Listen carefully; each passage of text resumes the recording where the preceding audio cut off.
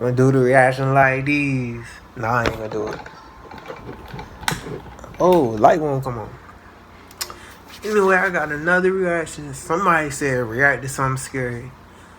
I ain't gonna react to them scary images I've been seeing. But this the next best thing. I'm gonna react to 8 true scary horror American stories. What? Yo, 8 true scary horror stories animated. Can't read. Graduated. You know. Farm. Central. In all my years of being a police officer in Floyd County, Georgia, I had only experienced 2 horrifying situations. Scared, I'll share with you the worst of the 2. You recommended it. It was a slow night, and I was patrolling the dirt roads in my cruiser. At this particular spot, there were tiny woods on both sides of the road. And then it all started. Bro. I spotted somebody jumping into the woods on the left. I only saw half of them, though. They were gone so quickly. I pulled up closer and shined a spotlight into the woods. You see somebody, you see something for a second, Unfortunately, you go. It was kind of my job to check on things like this. So I hesitantly stepped out from the car and began searching. Hesitantly? That was the sign. In a moment like this, I was so ready to pull my gun, as I was actually terrified. Don't shoot. And then the cliched snap of a branch from behind a tree almost made me want to run back to the car. But I instead did my job and called for them to come out. Someone wearing a mask stepped out from the tree. Oh no. I told them to raise their arms, take off their mask, and come to me slowly. They raised their hands, but they didn't remove the mask. I tried to demonstrate my authority by yelling this time, ordering them to take it off. They looked as if they were about to take it off, when suddenly, he or she looked to their left, and then back at me. I heard footsteps coming from my right. I drew my gun. I yelled as loud as I could for everybody to come out with their hands up. You may be thinking, why? Well, if you were in this position, in this setting, you would have been shitting yourself just like I was. Another person wearing a mask walked over, this one holding an axe. I had my gun locked on him. But suddenly, footsteps started coming from all directions. I looked around, and I was surrounded. There were at least 10 strangers wearing masks, surrounding me almost in a circle, with only an opening behind me. Half of them were armed with axes and the like. I've been so scared. I stood there, gun raised, but not even aimed at anything at this point. 10 toes down, ain't no I felt like I was going to throw up. One of them, I'm not sure which, finally broke the silence, telling me in a muffled, deep voice, "Go away." That's all I needed. Go. In a way that I knew I was going to live. I turned and ran for the car, driving down the road half a mile, all while calling for backup.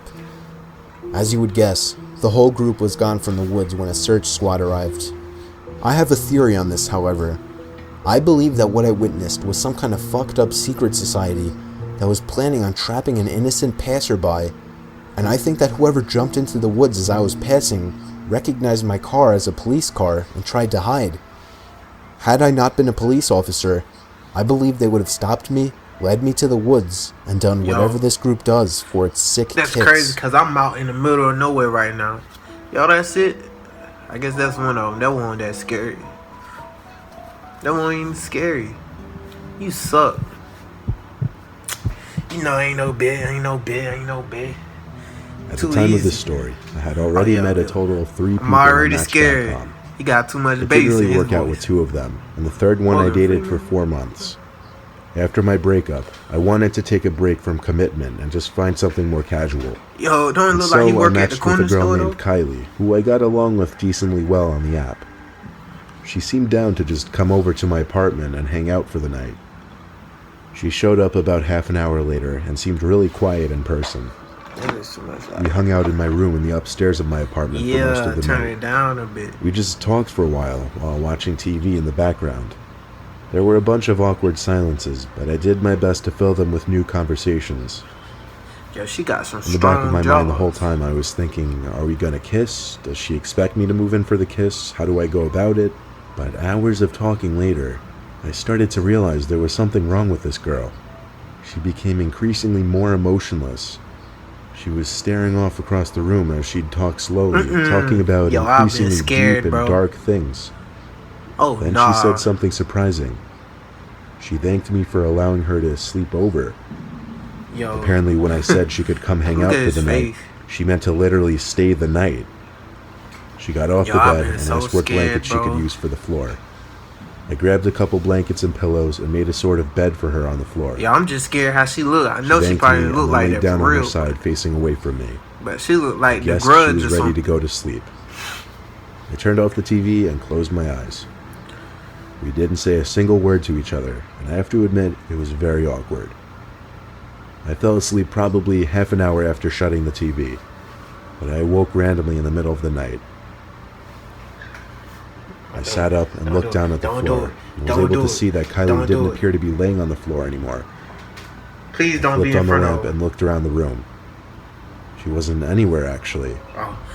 But just then, I heard a voice downstairs. Please don't do it. Please don't do it like to me. It could be Kylie. Don't do it to me. Don't do it to me. All the walls in my apartment are paper thin, so noise travels quite easily throughout it. Don't do it to me. I quietly left my room and stood at the foot of the top of the stairs, listening for what Kylie could be saying. All the lights upstairs were off, but she was talking in a low voice. I just couldn't tell for sure what exactly she was saying. Don't do it. Don't do it. I figured she was on the phone with someone, but still, I went downstairs to check. I stepped into the dark kitchen, and there she was. But she wasn't on the phone. She was just creepily sitting in one of the chairs facing the wall. She seemed to still be muttering to herself.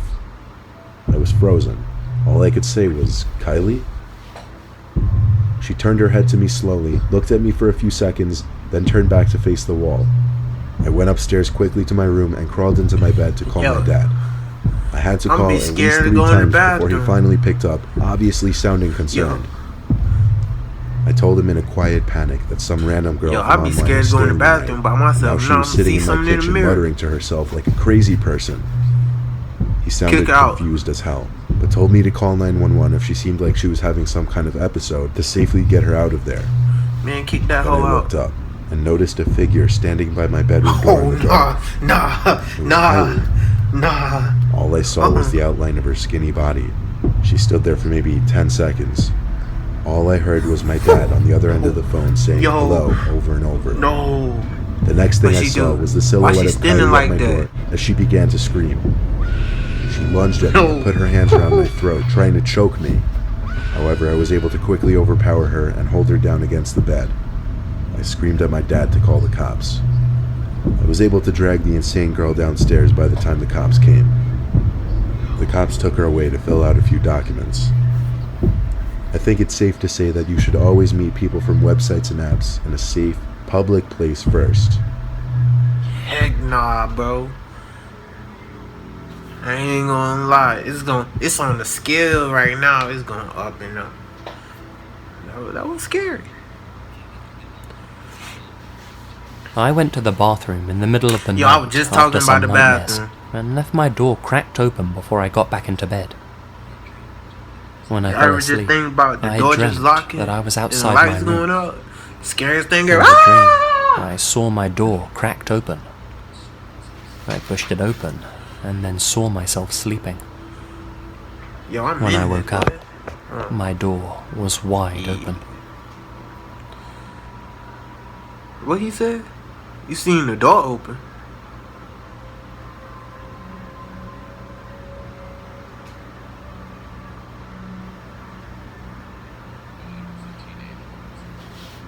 When I was a teenager, I was home alone one weekend and I was sleeping in my parents' room since there was a TV in there. Sometime around 2 a.m., I felt like I was being stared at from the direction of the hallway. I looked up and I saw a shadow person looking at me. It was weird because it was a pure man-shaped black mass and I could see him in the dark hallway. I'm guessing the light from the TV helped. I sat up and stared back, but I was terrified. We looked at each other for probably 5 seconds and then it turned around and walked down the hall. A few seconds later, I heard a loud crash. I was so scared I turned the TV to the Disney Channel and stayed awake for as long as possible. When I woke up the next morning, I walked down the hall to the bathroom. And that's when I noticed a mirror that was hanging had fallen off the wall and was shattered. My family still doesn't believe me, but I know what happened.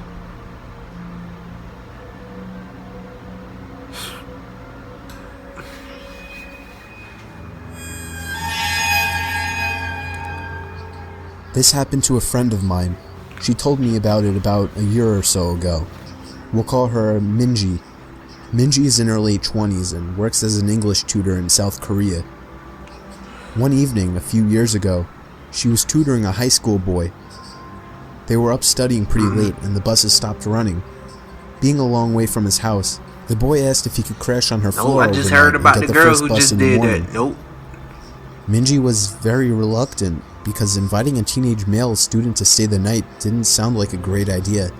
But he was begging her and eventually she relented. They went back into her one-room apartment, and she got into the bed while he laid a blanket out on the floor, and they both fell asleep. A few hours later, what's up with these scary figures, the boy wakes Minji up. What's up with these scary figures, I'm really hungry, he says. Let's go get some food.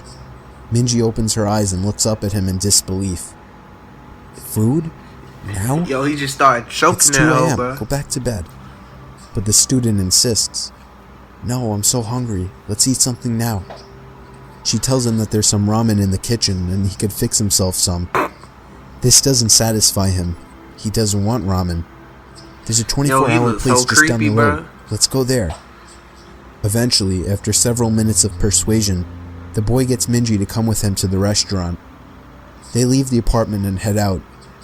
As soon as they're on the street, the boy turns to Minji and says, I'm not hungry. I woke up in the middle of the night and looked under your bed. Oh, nah. There's a man sleeping there.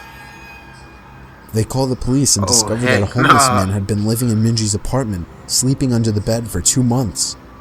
The boy only saw him because he was lying on the floor, so he had a clear view under the bed.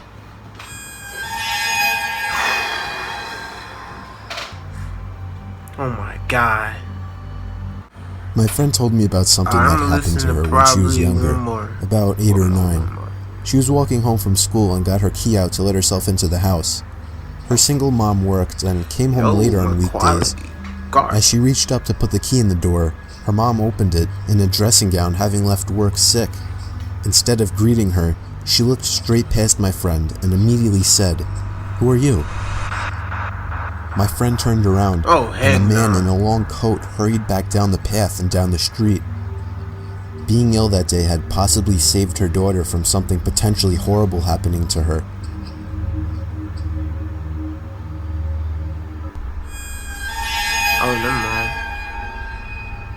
One day while doing my laundry, one of the lights blew out in my basement.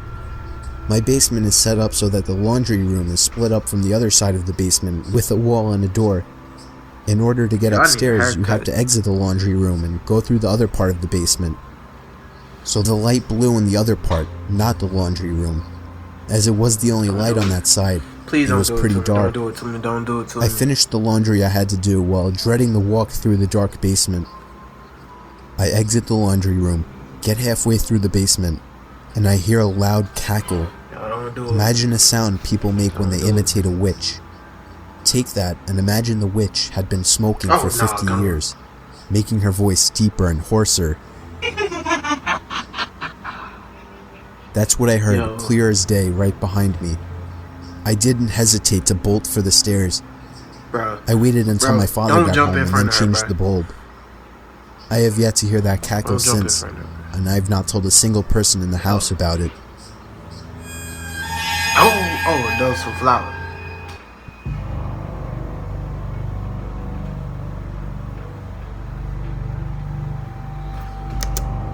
Alright, I'm gonna end it there. Make sure you leave a like and subscribe. You know, that's the vibe, man. We ain't all that. If you enjoyed the video, make sure you like and subscribe. Leave a comment. And we almost at 100. And happy birthday to me.